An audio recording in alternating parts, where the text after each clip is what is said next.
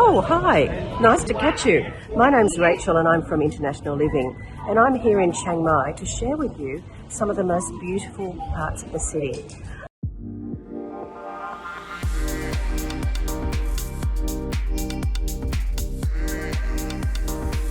At the moment, you can see I'm on the Ping River, which is just 5 minutes east from the old city, and this is a place where tourists tend to miss.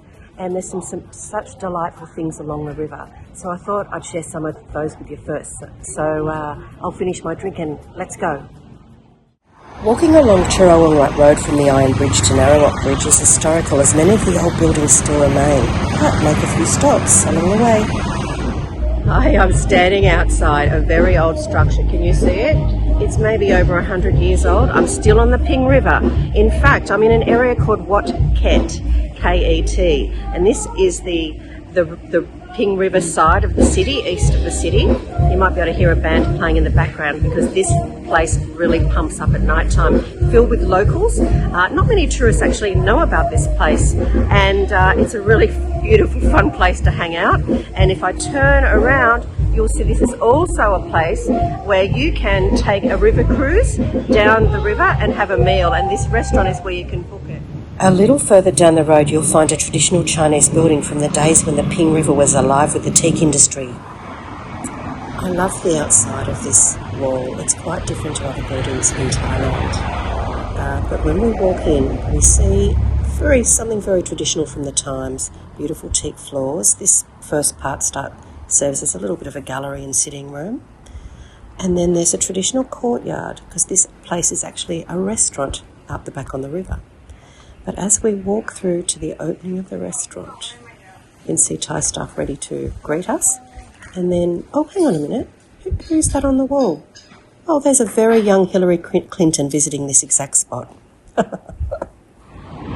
As you continue to walk up this rather busy street, you'll see beautiful little wooden shops with artisan stuff in them, fabrics, weaving, the most delightful things. It's a really lovely day to walk. There's plenty of restaurants to stop and have a cool drink.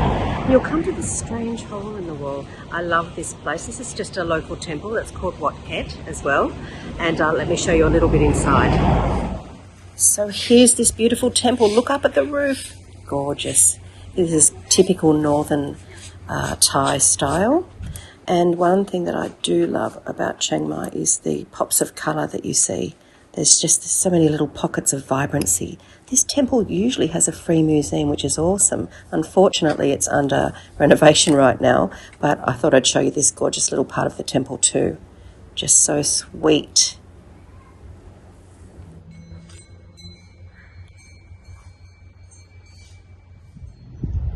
One last quick tip. Opposite the temple, there is a bridge. Cross it and you can enter the world of the Chinese market and have a better view of the Ping River. The Chinese market is actually called Wararot Market, also known as Gadluang, and this is a bustling market with a wide array of goods, including fresh produce, flowers, clothing, accessories, handicrafts, little local delicacies if you'd like to try some crickets for lunch or scorpions.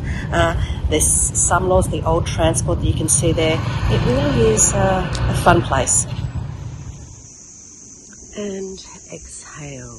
Can you feel the Zen atmosphere here? I'm at a beautiful temple called Wat Palad, and I believe it is a must-see. You see, most of the tourist guides here will take you straight up the mountain to Doi Satep, because there's a temple there with an incredible view. And some people say, you haven't been to Chiang Mai unless you've been to Doi Satep. But I disagree. I think you haven't been to Chiang Mai unless you've been to Wat Palad, which is halfway up the mountain. So let me show you around. In this small and humble pavilion, we can see local women praying to the Buddha image, and that image is in Burmese style.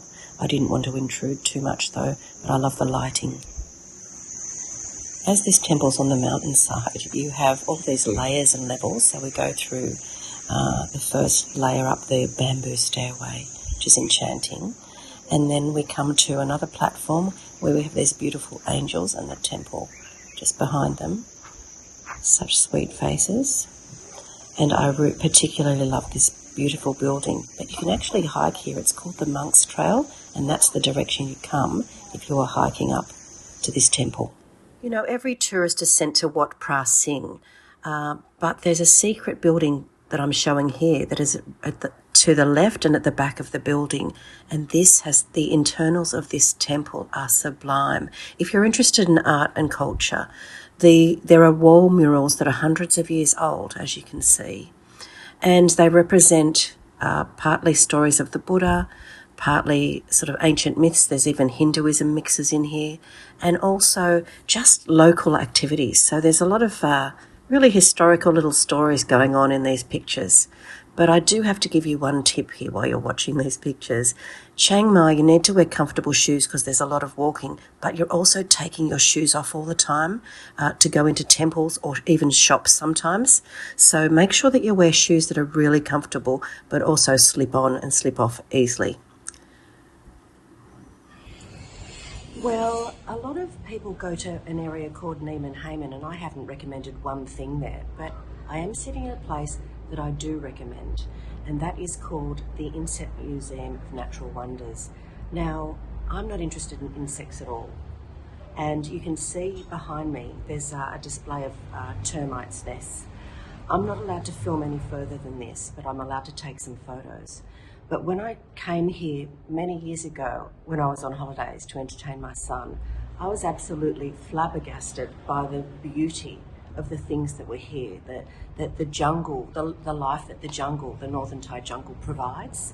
So I really recommend this place. It's a very small museum. It's, I think it's about under $8 to enter, and you're allowed to take photos. But there's a beautiful story. The man who, the scientist who actually began this collection worked with the Americans in World War II, and he was working with the medical team to help develop treatments and possibly cures for malaria during the war. People from all over the world, scientists from all over the world come to this museum. Apparently it has one of the largest collections of mosquito types, but that's certainly not the most interesting part of this place. The beetles and the butterfly wings are just absolutely shimmeringly glorious. And I really thought I was going to hate this place when I came, and I spent a long time perusing the most amazing things that nature can offer. So I'll share a few photos with you. But this place looks closed. You actually have to ring a bell to enter, and the doctor whose collection this is, his wife, still runs the place. And it really is full of natural wonders. I cannot recommend this place enough. It'll just take maybe an hour and a half to look through, but it really is worth the visit. So come, even though it looks like it's closed, ring the bell, wait a few minutes, and the lady will come out and open it for you. And you really are in for a treat. And no one knows about this place. It is sort of famous internationally in the science world, but not so much for us ordinary folk. But please try it out. The museum is on Serene Road and Soy 13. There's the sign. It's a little tricky to see, but it's not impossible. And it's a business and a house, so there's the uninviting looking fence. But if you go over, you can ring the doorbell here and the lady will open it. And here's just a teaser of the shimmering things that you'll find behind those gates. When you first hit Chiang Mai, it's pretty overwhelming. It's a very foreign place. But it is basically a squared city, and it's a moated city. So there are old fortifications and there's things inside the old city, the square, and outside. But I think the first thing that I highly recommend you to do is jump on a Samlor tour. Now, Samlors are very old traditional ways of transport. It's a bicycle with a carriage on the back. And the company Chiang Mai a la carte actually helps old Samlor drivers keep the tradition alive, and they will take you on tours. So they offer tours like temple tours or food tours where you can go around to little restaurants and little stalls and meet the local people and talk to them and try out the local food here. It's a beautiful way to get orientated. When you're in a tourist bus or a van, you don't really get close access and those experiences, those memory-making moments that you do when you're on the back of a Samlor. So I'll just show you some quick footage of what that might look like. So here's what some Samlors look like, and they're at the markets waiting to take people to where they need to go. Older people still use Samlors for transport, but it is a dying art. But if you choose to do a Samlor tour with Chiang Mai a la carte,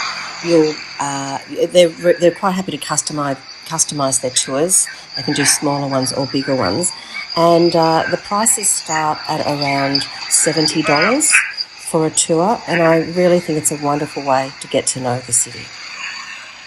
Right now, I'm in a restaurant nestled in the foothills of the mountains, and I always take my friends here, not because of the restaurant, which is gorgeous and wooden and pontooned with great cheap food, but there's something really lovely to do just behind the restaurant. But I'm going to eat my pad thai first, and then I'll show you.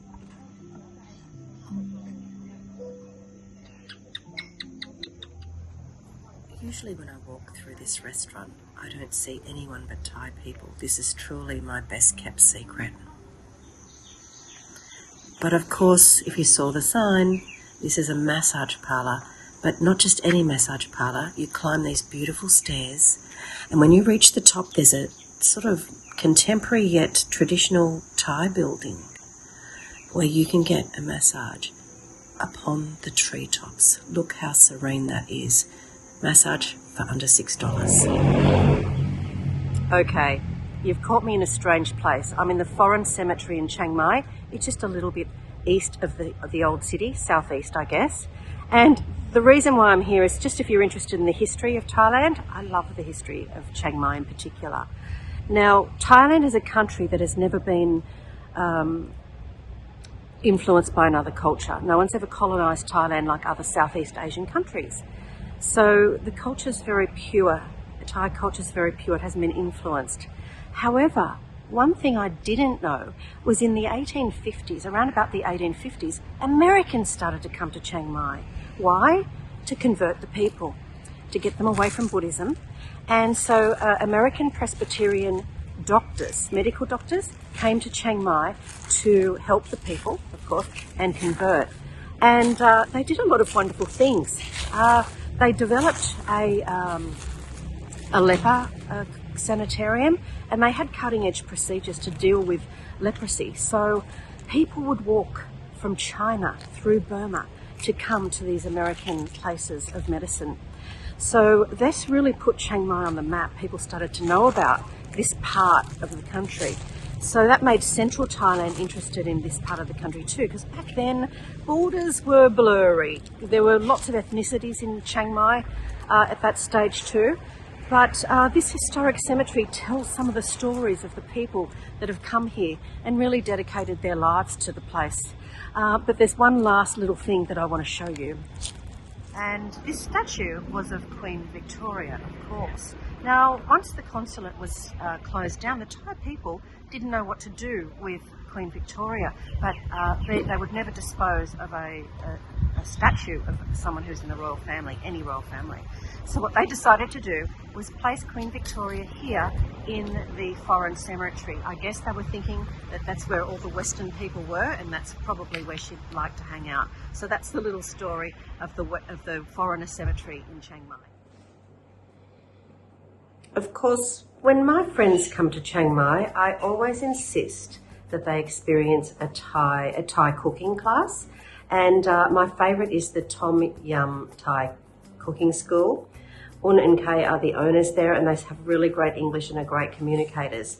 So that involves, they take you out to the local markets, so you're experiencing and having exchanges with locals and buying the ingredients, and then you go back to their school and they will teach you how to do 5 meals, and these are based on their grandparents' recipes. So it's really traditional, real Thai food. You get 5 meals. You learn how to make curry paste, and let's face it, making Thai meals that come out of a jar is nowhere near as nice as making real curry paste. And the lessons go for about 4.5 hours, and then you can savour the food that you've just created. And you get all of that for just $25. Doesn't get much better, does it?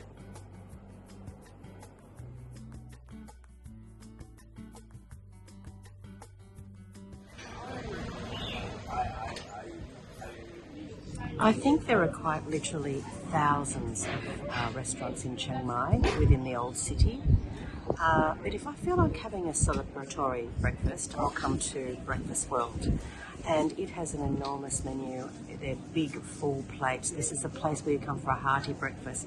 But as you'll see in other shots, it's under this beautiful canopy of trees. Often I'll look up and see squirrels jumping from tree to tree. So it's a very sort of sweet place in nature to have breakfast but still be in the heart of the old city. Thai culture is quite playful. See those bars? If you can squeeze through the last one, you can actually eat your breakfast for free. Thai buildings are quite eclectic in style, and here you can see the canopy and the beautiful garden. Garden settings are a great place for breakfast in my books. For just $8, my American breakfast: scrambled eggs, sausage, bacon, bread, jam, even a chocolate brownie. Great way to start the day. The Gecko Garden is an institution in Chiang Mai, well known to expats, but just hidden out of tourist sight. And it's just around the corner from the night bazaar, famous for cheap beer and cocktails under $3.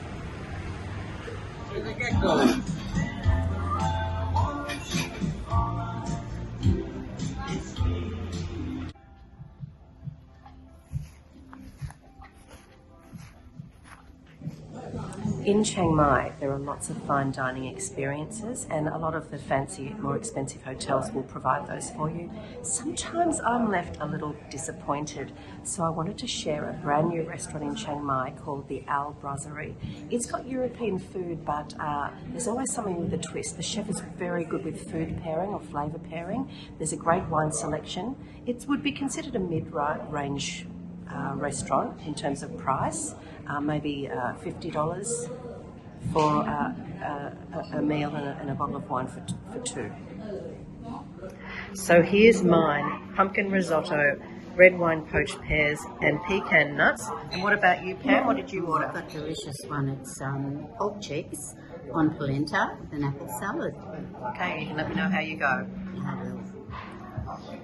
How is it? Beautiful. Very delicious flavour. There's a herb in it I can't recognise. It's lovely. Little desserts here delightful: macadamia chocolate, Florentine cake. They're all just $1. Khao soi is the most famous northern style dish, and there's plenty of trendy places to eat. But don't be afraid to look at restaurants that look a little bit like a hole in the wall. Just because they're humble doesn't mean that they're unsafe or that they have bad food. So here's my girl who's just starting to make my meal. And this meal is less than $1, and it is delicious, filling, satisfying egg noodles, fried noodles, and meat, pork, chicken, or even fish balls. It's a delight. It's a must-do.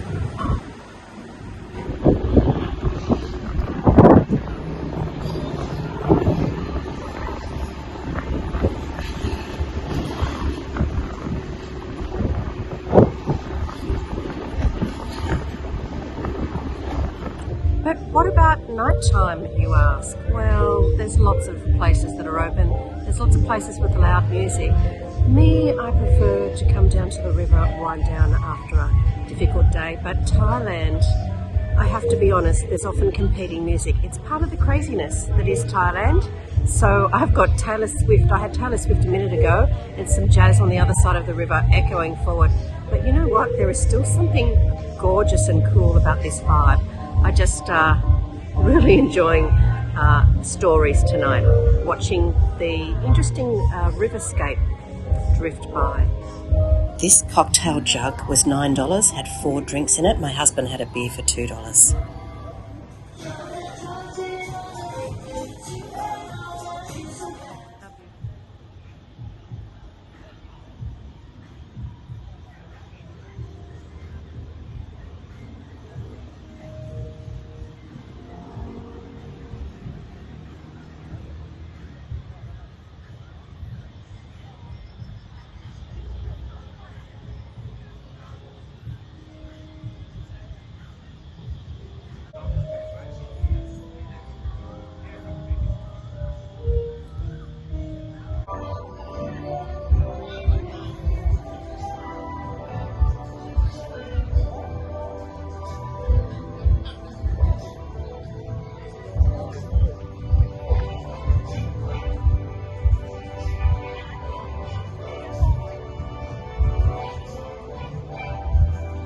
So nestled amidst the ancient walls of Chiang Mai's old city is the exclusive Ratchamanka Hotel, and this exudes an aura of timeless elegance and absolute tranquility.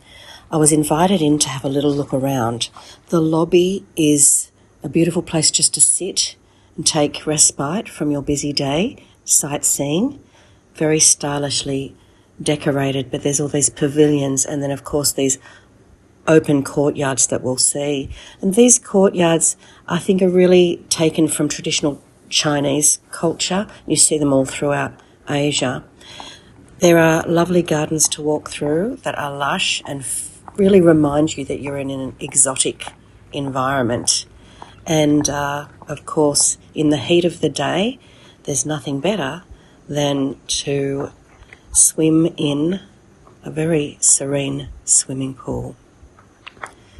This hotel is only around $250 a night, and look at every nook and cranny is just a piece of beauty. I think it's delightful.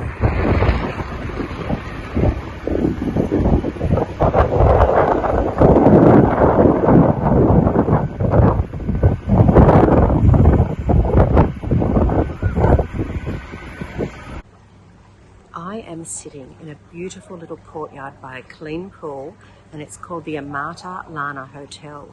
It's just basically a square. There's only 12 rooms. But if you were interested in staying in a place that was very charming in northern Thai, not too far from the old city and not too far from the Ping River, this is a perfect place. Actually, just down the road a little bit is a temple where you can purchase small baby turtles and release them into the river for your good karma. There's a few other fish and things that you can release into the river too, which is a little bit charming. And it's quite close to the night bazaar as well, where there are hundreds of restaurants and shopping, of course. And also it's on a road that is fairly busy, so you can pick up transport quite easily as well. So I think this is a little gem that is a little bit off the grid, but just delightful, as you'll see. Oh, these northern style gates are gorgeous, aren't they? Those very traditional style that you can walk through. And when you enter, you can see the beautiful dancers on the doors. There's this northern style detail in this hotel. There's umbrellas to luxuriate under and a beautiful pool to swim in a hot afternoon. Looks gorgeous, doesn't it? Maybe you can imagine yourself sitting here drinking a pina colada before you go back out through the gate to do some shopping at the local night bazaar. The Amata Lana Hotel is around $100 a night. If I was coming to Chiang Mai, I'd be definitely diving in. Of course, if you want a budget-friendly hotel, I wouldn't go past the Hop Inn. Sure, it's a hotel chain, but I always want something that's clean if I'm wanting a cheaper hotel, and this is clean. It feels like it's hygienically looked after. It's only $30 a night. The hotel staff are really helpful. They speak English. No pools, no frills, but it's close to the old city. I wouldn't really go past it if you had a budget. So before I leave you, I just wanted to give you a little bit of information. Generally, on average, when people come to Chiang Mai for a holiday destination, they're doing other parts of Thailand, and on average, they stay 3 to 4 days. So all the information in this video is really based on what you could achieve in 3 to 4 days. You don't really want to travel miles out of town when you're staying for such a short amount of time. The other thing I wanted to do was share with you 5 things that I wish I knew before I travelled to Thailand as a tourist. The first thing, number 1, is that in Thailand, the culture is two-way, okay? And as foreigners, as kind people, when Thai people weigh to us, we feel the need to weigh back. Now, there are rules about weighing, and if you don't understand the rules, it's probably best not to do it.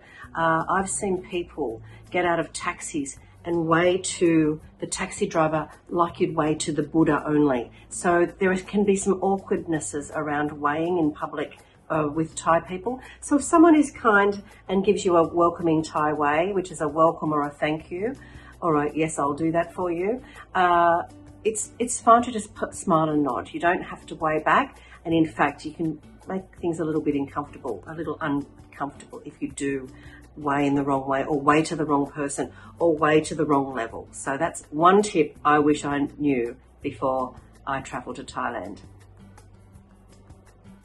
Tip number 2 of things I wish I knew before I travel to Thailand, well, to Chiang Mai. Chiang Mai is a very conservative area. We're a long way away from the beaches in Chiang Mai, and there are different rules here. There are different practices in different provinces. Cultures change between provinces. So in Chiang Mai, people wear conservative clothing. It is not appreciated by the local people if people are wearing their swimmers or bathers in the streets. In fact, there is a law that it isn't particularly regulated, but there is a law that you cannot walk around in public without a shirt on. And there is another law that you are not allowed to leave the house without underpants on, but they don't really regulate that either. But certainly if you're going out in the streets, you want to wear a top and a bottom. And if you're going to the temples, you really need to have, women need to have their shoulders and really almost up to their elbows and down to the knees in coverage. Great to take a sarong for those sort of emergencies. And if you are a male, yes, you need a t-shirt, not a singlet top to the temples. Down in the beaches in Thailand, you can get away with a bit more liberation in terms of clothing. No one's worried down there, but up here it is a conservative place, and it is much better to respect the local people's rules. Tip number 3, when you come to Thailand, and Chiang Mai in particular, or maybe this happens all over Thailand, something strange happens in restaurants. When you order your food, the meals will not come at the same time. It took me a while to work out why this was going on. It is not a cultural practice for people to order separate meals, their own little meals and individual food. So in the Thai thinking, when they're putting food out, they're thinking that you're sharing it. So you don't need to have all the food out at the same time, and there's usually only one chef and they can just manage one meal at a time. So it is not uncommon for you to be eating while your friend is at the table still waiting for their food. It's best not to get angry about that or frustrated. In Thai culture, showing anger is a sign of great weakness. It is improper in society. If you get too angry, actually, they may walk away just to save your face, that Chinese version of saving face. So don't expect your meals to come out at the same time. It's got to be casual here, got to be very flexible, loosey-goosey, and you can still have a great time. Tip number 4, there are many transportation options in Chiang Mai. There's the tuk-tuks, there's red trucks, there's also taxis, but really you can download an app called Grab, G-R-A-B, and the Grab app has a transport option. It is pretty cheap, probably cheaper than taxis, and it's pretty easy within the old city area to get transport that way. You can put in your destination, so you don't have to really struggle with communication issues with the driver, because lots of Thai people do not speak English. It is not a high priority language. The tourist operators and immigration and airport people, sure, they've got English, but in Chiang Mai, there's a lot of people that don't really speak that much English. So the Grab app makes it easier to get to your destination, and it is really cheap. You can probably go, 6 Ks for $4. So it's a really good option. My 5th and final tip of things I wish I knew before I travel to Chiang Mai is about tipping. Thai people don't tip. It's not a part of their cultural practices. However, the people that you meet in Chiang Mai, the people that you'll be mixing with, like tour guides and people in restaurants and waitresses, they are on pretty low wages. So of course it's kind to tip. If you get excellent service, you might like to tip 1,000 baht. I don't know, that might be about $28 American. Or you might like to tip 20 baht, which is, not half a dollar. It's really up to you how much you tip. You don't have to tip. I always leave a tip in a restaurant because I know that the waitresses work really long hours. People in Thailand work 6 days a week. They don't have a weekend. So I think they deserve a tip. But of course, it is up to you. You don't need to calculate anything. You don't have to worry about 10%. You can tip or you may not. If you have a massage too, it is actually a little bit appropriate in that for massages to tip the masseuse. So that's another tip.